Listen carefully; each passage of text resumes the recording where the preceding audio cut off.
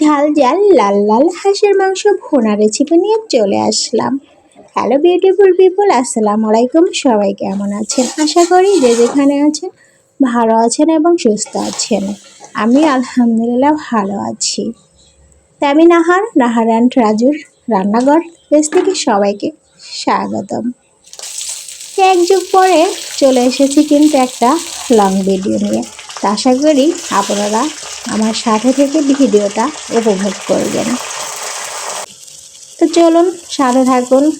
ও মাই god, কীভাবে পেঁয়াজগুলো উপরের দিকে উঠে যাচ্ছে! আও! তো শীতের শেষের দিকেই এখন, তো ভাবলাম একটু হাঁসের মাংস খাওয়া যাক। শীতের সময় তো হাঁসের মাংস খেতে বেশি ভালো লাগে, অন্য সময় একটু কমই ভালো লাগে। তা আমি যেভাবে রান্না করি সেটাই আপনাদের দেখানোর চেষ্টা করি, এই আর কি। তো পেঁয়াজগুলো ব্রাউন কালার করে ভেজে নিয়ে এখন একে একে সব মশলা দিয়ে দেব। দিয়ে দিলাম আদা বাটা, রসুন বাটা দিয়ে এখন এগুলো একটু কষিয়ে নিতে হবে। কাঁচা গন্ধটা দূর হওয়ার পর দিয়ে দিলাম মরিচ গুঁড়ো 1.5 চা চামচ, লবণ 1 চামচ, হলুদ 1 চা চামচ, ধনিয়া গুঁড়ো 1 চা চামচ, আদা বাটা দিয়েছি 2 চামচ এবং রসুন বাটা দিয়েছি 2 চামচ। এখন মশলাগুলো ভালো করে নাড়াচাড়া করে কষিয়ে নিতে হবে। মশলা যত ভালো কষানো হবে রান্নাটা খেতে ততই ভালো লাগবে। তো মশলা কষানো হয়ে এসেছে, এখন আমি হাঁসের মাংসগুলো দিয়ে দিলাম। ও মাই গড, হাঁসের মাংসগুলো দেখি উপর দিকে উঠে যাচ্ছে। এখন মশলাগুলোর সাথে নাড়াচাড়া করে কষিয়ে নিতে হবে।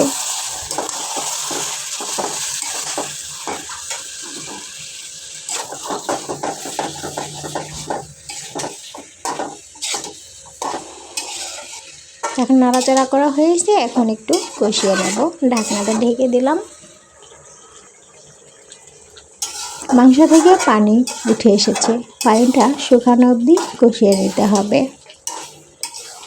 এখনই তো কতটা লোভনীয় লাগছে দেখতে, তাই না? খেতেও কিন্তু খুবই মজা হয়েছিল।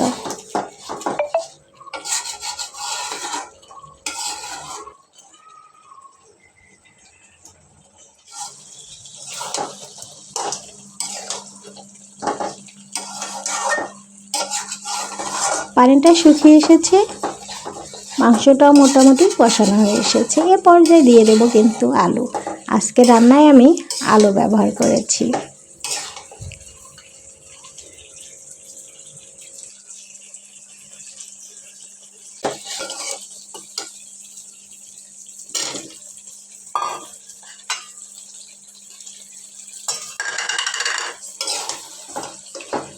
সাথে দিয়ে দিলাম কয়েকটা কাঁচামরিচ ফালি।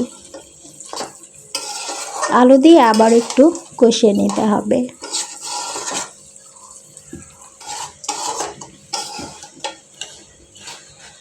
আলু দিয়ে মাংস কষানো হয়ে এসেছে, এখন আমি দিয়ে দিলাম পরিমাণ মতো পানি। হাঁসের মাংস দিয়ে আবার ডিমও হয়েছিল, ডিম পাড়া হাঁস কিনে নিয়ে আসছিল, এই আর কি।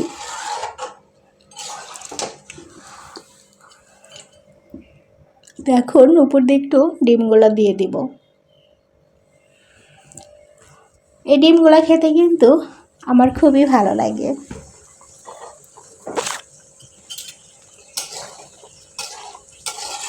রান্নাটা এখন প্রায় শেষের দিকেই। যে যে পরিমাণ ঝোল খেতে পছন্দ করেন সে ততটুকু ঝোল রাখবেন।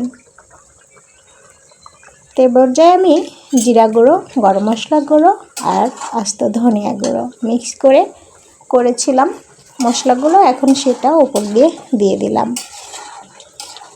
আমি কিন্তু কাঁচা জিরা বাটাও মাংসে ব্যবহার করেছিলাম।